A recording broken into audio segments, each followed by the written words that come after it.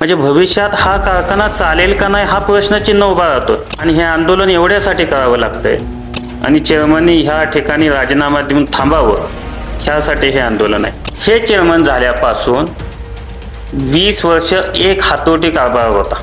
का राजीनामा का दिला पाहिजे? हे जे तुम्ही आंदोलन उभारलेलं आहे ते कुठेतरी सत्ता त्याच्यामध्ये पाहिजे किंवा अशा लोकांची चर्चा होती. म्हणजे ह्या ठिकाणून पैसे बाजूला गेल्यात आणि उलट इकडल्या बाजूनं कर्ज कारखान्या उचललं गेलंय. साखरेचा मोठा घोटाळा ह्यामध्ये आहे, त्याच्या RJD विभागामध्ये केस चालू आहे. कोट्यावधी रुपयांचा भ्रष्टाचार या कारखान्यामध्ये झालेला आणि चेअरमनांच्या वरती तुम्ही ठामपणे तो आरोप केलेला आहे. या आरोपामध्ये किती तथ्य आहे? की जो कारखाना डिपॉझिट ठेवी असलेला कारखाना होता, कर्जमुक्त झालेला कारखाना होता, त्याच्यावर आज 500 कोटी कर्ज होतं. 15 संचालक जर तुमच्या विरोधात जाऊन हे चुकीचं आहे थांबा म्हणत असतील तर तुमची नैतिक जबाबदारी आपण थांबणं.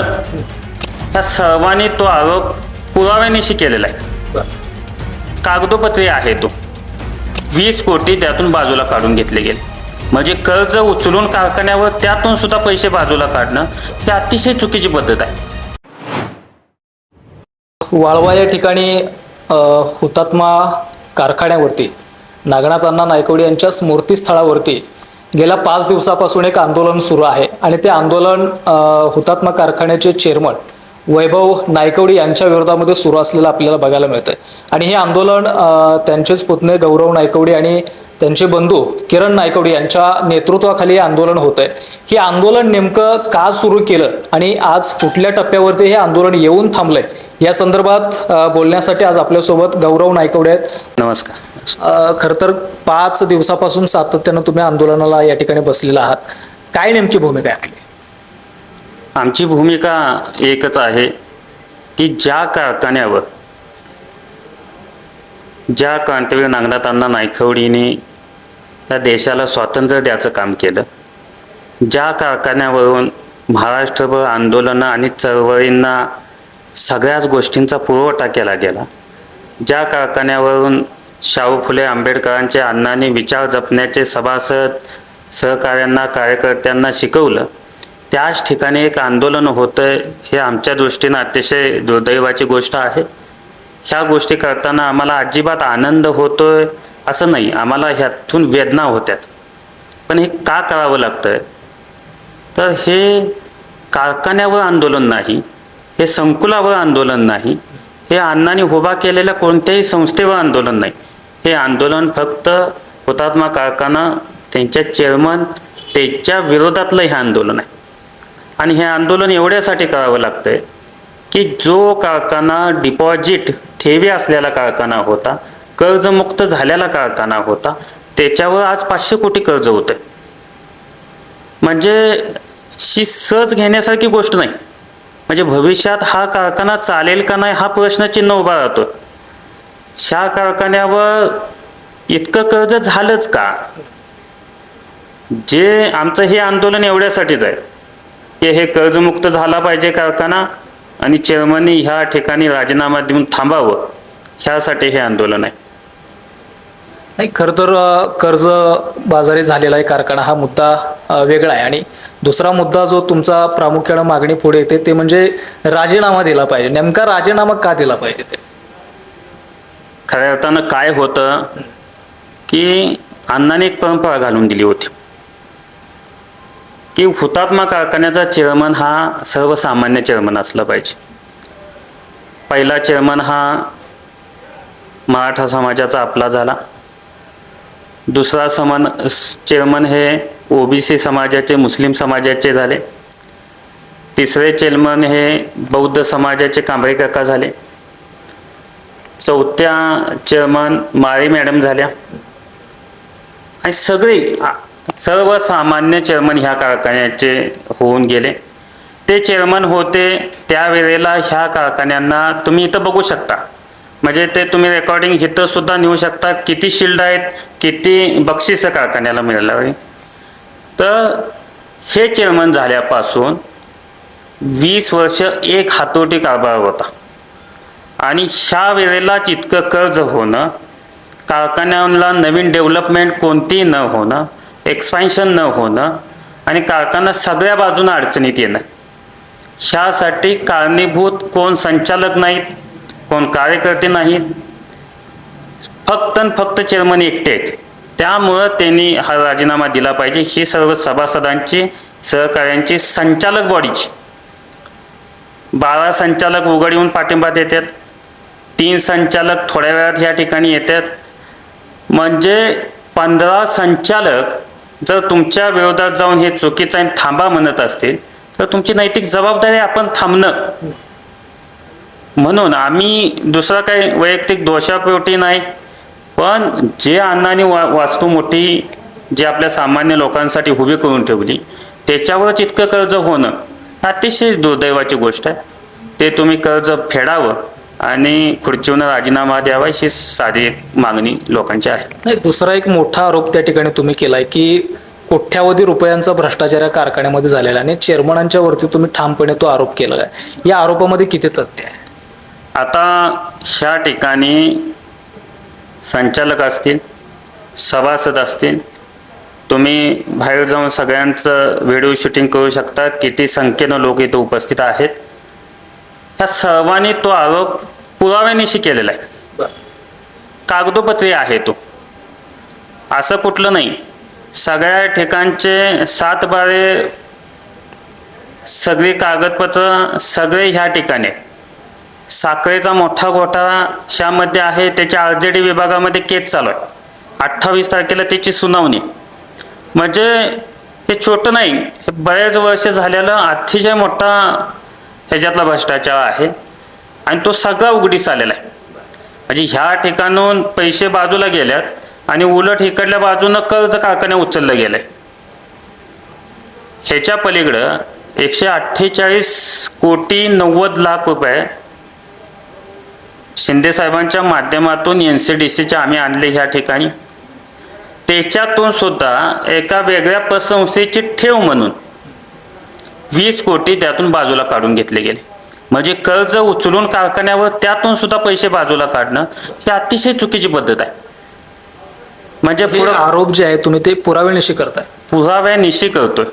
म्हणजे जो आमचा केदार आहे त्याने ह्या ठिकाणी सगळ्या ऑफिसना ह्याच्या चौकशी लावलेल्या आहेत. सगळ्या ह्याच्या तारखा, हिअरिंग सगळ्या गोष्टी चालू आहेत. नाही, मला सांगा, हे जे आता आंदोलन सुरू आहे, ह्या आंदोलनावरती आता त्याने एक प्रतिक्रिया दिली होती की तुम्ही जो भ्रष्टाचाराचा आरोप करताय तो वाळव्याच्या चौकामध्ये मी सभा घेऊन ते आरोप खोडणं म्हणजे खोडू शकतोय, असं त्यांनी एक मधल्या काळामध्ये सुंदर सुंदर केलं. कधीही म्हणजे ते आम्ही आत्ताच त्यांना म्हणतोय ना, म्हणजे आम्ही अजिबात आरोप करतोय तो ह्याच्या अगोदर हे 5 महिने झाले चाललंय. हे आत्ताच 2 दिवसात आंदोलन उभा राहिलंय अशी गोष्ट नाही. हे 5 महिने झालं चाललंय. ह्याचे सगळे आम्ही पुरावे दाखवले, ह्याच्याबद्दल उत्तर द्या म्हणून सांगितलं. हे 2 दिवसात झालेलं आंदोलन नाही. आणि ह्याच्यामुळं आम्ही हेच सांगतोय, तुम्ही काही वेगळे नाही, तुम्ही काही शत्रू नाही, पण तुम्ही ह्या ठिकाणी आलं पाहिजे. संचालकांच्यात, सभासदांच्यात आमच्यात येऊन सांगितलं पाहिजे की हे चुकीचं आहे म्हणून. सांगा, दाखवा तसं. इतक्या दिवस झालं हे सगळे बोलवत्यात आणि ह्या ठिकाणी येऊन तुम्ही मांडा म्हणतात. मांडायचं धाडस झालंय का? उघड 7/12 आहेत ना हातात नावानिशी. आणि दुसरी गोष्ट काय, ह्या सगळ्यांनी एकच त्यांना सांगितलंय की तुम्ही जे तुमच्यामुळे कर्ज झालंय ते फेडावं आणि ह्या ठिकाणी खुर्चीवरून तुम्ही उतरावं. जो संचालक दुसरा कुणालाही तुम्ही ह्या ठिकाणी चेअरमन करा, सगळ्यांनी मिळून आपण करूया आणि कामकाज चांगल्या पद्धतीने चालूया. एक्सपान्शन झालं पाहिजे असं सुद्धा सगळ्यांची मागणी आहे. म्हणजे आमच्या बरोबरचे जे कारखाने होते ते आमच्या मागणं निघून सुद्धा पुढे गेले, पण आमचा सगळ्यात महाराष्ट्राला एक दराच्या बाबतीत दिशा देणारा कारखाना ह्या ठिकाणी आम्ही सगळ्याच बाजूनं कमी पडलोय. हे अतिशय सगळ्या लोकांच्या संताप होणं, एवढे संचालक, एवढे सगळे लोक एका बाजूला येऊन यांना थांबा म्हणणं, याचा अर्थ चुकीचा असल्याशिवाय होऊ शकत नाही ना. लोकांच्या मध्ये अशी चर्चा आहे की हे जे तुम्ही आंदोलन उभारलेलं आहे ते कुठेतरी सत्ता त्याच्यामध्ये पाहिजे किंवा अशी लोकांची चर्चा होते. या चर्चेकडे कसं बघताय? हे एकदम चुकीचं आहे. जर सत्ता पाहिजे असती तर 2.5 वर्षापूर्वी ज्यावेळी इलेक्शन लागलं होतं त्यावेळेलाच मी खुर्चीवर बसलो असतो. हे आंदोलन फक्त कारखाना चांगला चालण्यासाठी आणि वाचवण्यासाठीच आहे. हे सभासदांच्या, शेतकऱ्यांच्या, आमच्या भागातल्या विकासासाठीचं आंदोलन आहे. ह्यांचं हित जोपासण्यासाठीचं आंदोलन आहे. आणि अण्णांनी दुसरे चेअरमन करून सुद्धा कारखाना एक नंबरनं चालवला ना. त्यासाठी चेअरमन आपणच व्हावं लागतंय असं अजिबात नाही. ह्या ठिकाणी, ज्या ठिकाणी आपण उभा आहे आता, त्या ठिकाणी अण्णा बसायचे. गेटच्या आत न जाता हा कारखाना महाराष्ट्रामध्ये एक नंबरचा दर देत होता. ह्या कारखान्याला भेटी देण्यासाठी मोठे मोठे मंत्री सुद्धा पक्षाचे इच्छुक असायचे. म्हणजे तुम्हाला एक सांगतो की इथं सत्तेचं कुठंही, म्हणजे तुम्ही बाहेर जाऊन जर सभासदांच्या वर, शेतकऱ्यांच्या वर बोलला तर एकही म्हणणार नाही की इथं सत्तेसाठी हे आंदोलन चाललंय. हे चुकीचा मेसेज आहे. एक खरं तर आता शेवटचा प्रश्न आहे, आंदोलनाला किती लोकांचा त्या ठिकाणी प्रतिसाद मिळतोय किंवा संचालक असतील, आणि पुढची दिशा या आंदोलनाची कशी राहणार आहे?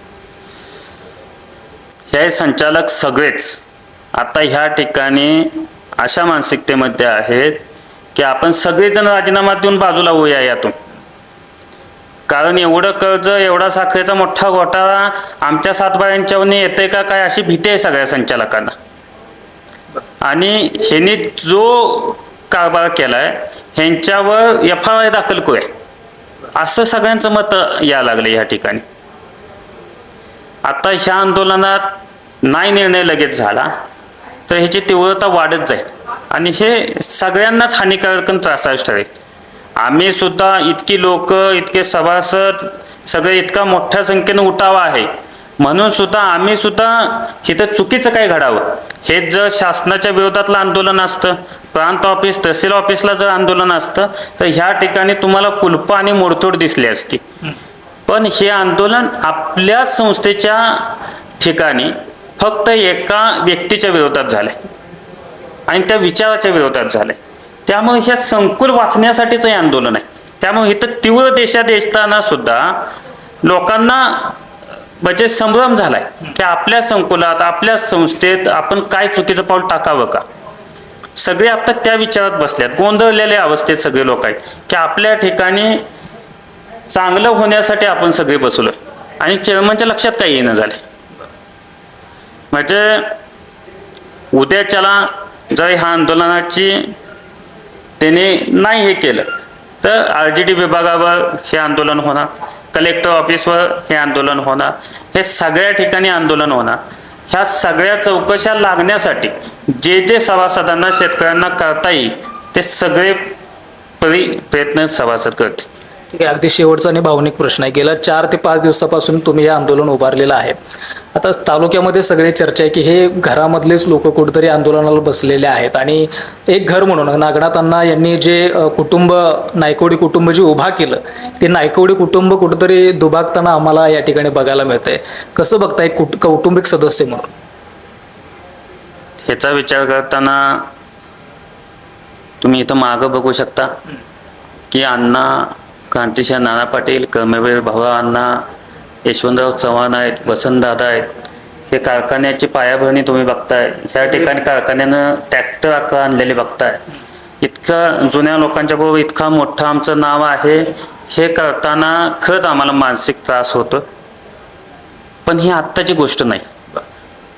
हे कुटुंब 15-20 वर्ष झालं सगळं त्रास सोसतंय.